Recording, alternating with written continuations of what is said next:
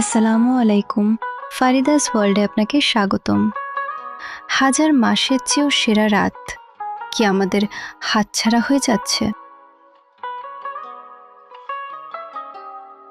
রমজানের শেষ 10 দিন মহান আল্লাহর এক বিশেষ নেয়ামত। এই রাতগুলোর মধ্যেই লুকিয়ে আছে বরকতময় রাত, লাইলাতুল কদর।